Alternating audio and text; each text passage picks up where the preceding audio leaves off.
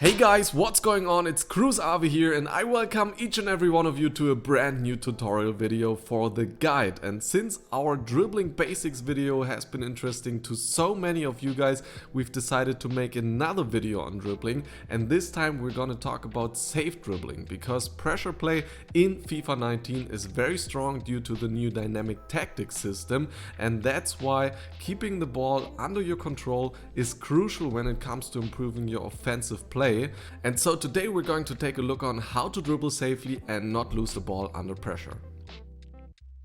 Safe dribbling is a very important aspect in FIFA for build-up play as well as chance creation, and so in this video I will teach you the concepts and mechanics that you need to understand in order to master this technique, and it will be much more about that rather than the actual in-game situations in which you can use the safe dribbling, because in a lot of other videos about build-up play and chance creation we will refer back to this video, and in these future videos we're going to analyze in-game scenes in detail, bring all the different pieces together and show you exactly which technique to use in which moment.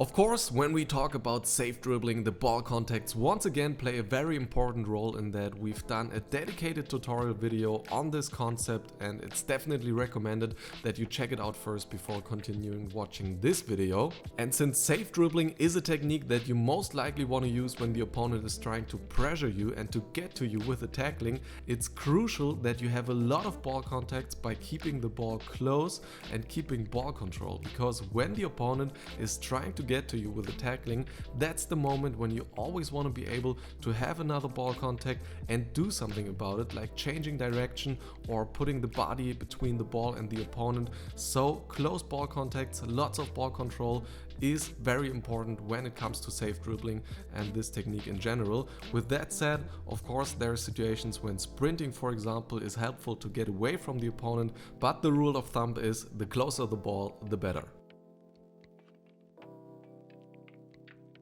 And the other important concept for safe dribbling is evaluation of options, and for this one we've done a tutorial video as well, so go check that out too if you haven't seen it yet. And evaluation of options means that you should always be aware in each game situations what options are available to you, and applied to this technique that you have to realize when you're able to play a pass and when you're not able to play a pass, and instead have to keep the ball with a safe dribbling. Let's take a look at this example to understand the concept better. You can see that I have the ball on the left side with my left wing back, and I want to play a pass into the middle because 3 of my players are there, but the opponent also realizes that and he's covering that passing lane, which is why now I'm forced to turn around in order to keep the ball safe, because otherwise the opponent could pressure me easily since there's no other passing option on the wing. The ones in the center are covered, and if I just continue running into the middle or on the wing, then the opponent can attack me heavily because I have no passing option available.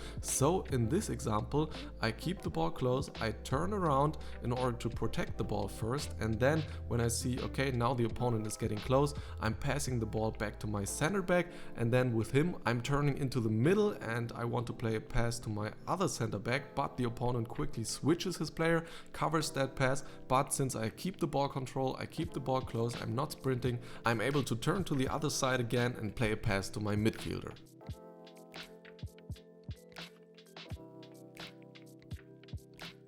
Now, next to keeping those two concepts in mind, the most important goal that you should always try to accomplish in order to keep the ball safe is to keep it away from the opponent's players by putting your player's body in between the ball and the opponent. You don't even have to use protect the ball with L2 or LT for that. It's much more about realizing from where the opponent is coming and then turning accordingly so that you don't give your opponent a good angle for tackling. In this example I'm receiving the ball with my center back and I see the 2 attackers are approaching from the top left, and one of them is even cutting the passing lane towards my left back, and if I would just continue dribbling downwards, then he would have an angle to go for tackling after covering the passing lane from the side, and that's why immediately I'm turning around to the bottom right, because by doing that I'm putting my body between the 2 players and the ball, and they will have a hard time to get it from me. They have to get very close in order to try to tackle around me,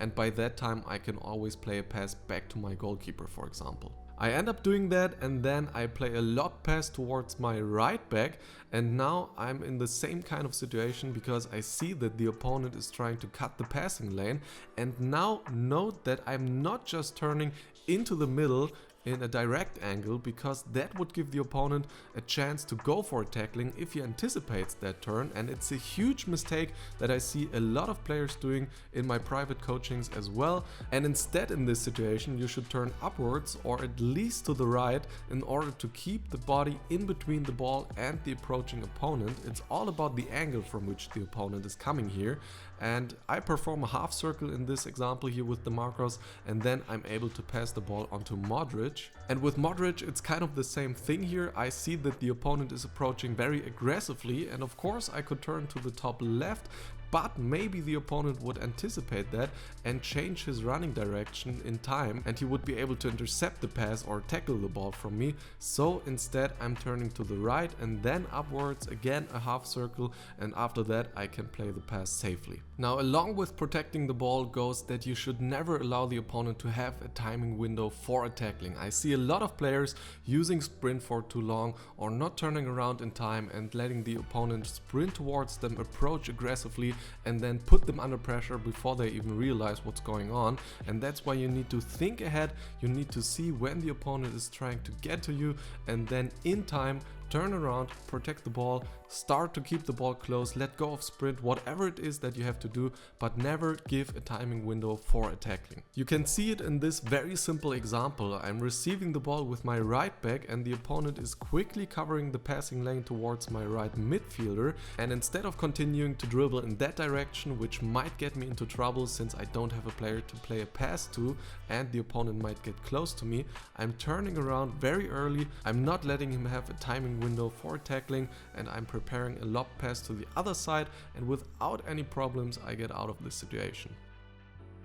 Also, you should always dribble into a direction which allows you to have passing options available. I see a lot of players receiving the ball and then starting to dribble into a direction where they don't have any players at all, and it's very easy for the opponent to pressure them there because they don't have options other than trying to dribble themselves out of the situation. And if the opponent doesn't have to cut a passing lane and to protect it, then he can approach you very aggressively and anticipate your turns, which is why you should always try to recognize early which passing lanes will be covered from where the opponent is coming, which passing lanes are open, and then turn that way so that you can play a pass if nothing else works out for you. Another tip I can give you is using the L1 or LB button. By holding this one down, your player will go into precision dribbling and he will turn a lot quicker, and this can be very helpful in those types of situations when you're surrounded by multiple opponents and under pressure. We will have a dedicated tutorial video for the precision dribbling as well,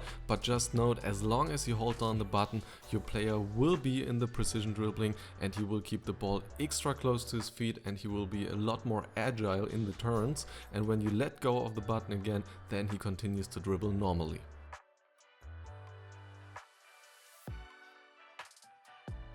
As I already mentioned earlier, we will have a lot of other videos on the channel for build-up play and chance creation, which will refer back to this video, which is why I won't analyze any gameplay scenes in detail here, but I still wanted to give you an idea in which types of situations this technique can be helpful. As you've already seen in the examples, it's extremely helpful if you're able to dribble safely with the wingbacks, because if you receive the ball with them, a lot of times you have limited options, you're under pressure, and it's crucial to not lose the ball here. So with them you should be extra careful in which direction to receive the ball and then how to continue from there. But also in the center of the pitch you can get under pressure easily, especially if you don't have so many players in the opponent's half yet, and you always want to try to keep the ball there in order to get into the last third. So don't play a hectic pass here, just keep an eye out from where the opponent is approaching, which space is free, how you can protect the ball, and in which direction you have to turn because of that, and then you should be able to get out of there most of the times, and it will improve your offense massively.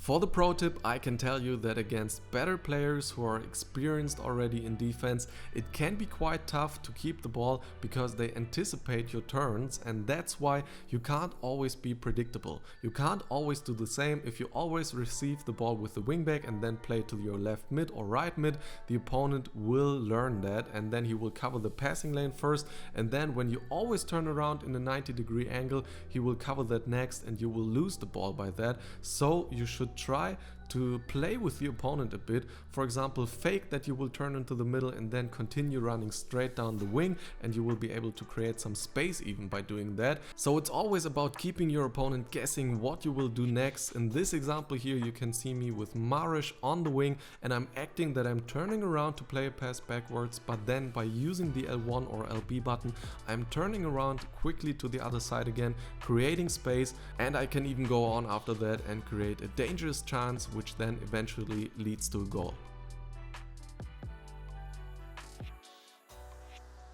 That's it for this tutorial video, guys. I hope it was helpful to you. If that's the case, as always, a like would be appreciated, and definitely leave your feedback in the comment section down below, and subscribe to the channel if you haven't yet in order to not miss any further videos. And also we offer private coaching by top 100 and elite players in FIFA 19. In order to get more information on that, click the eye in the top right corner or the link in the description. That's it, guys. I'll better talk to you in the next video. See you then. Much love. Peace.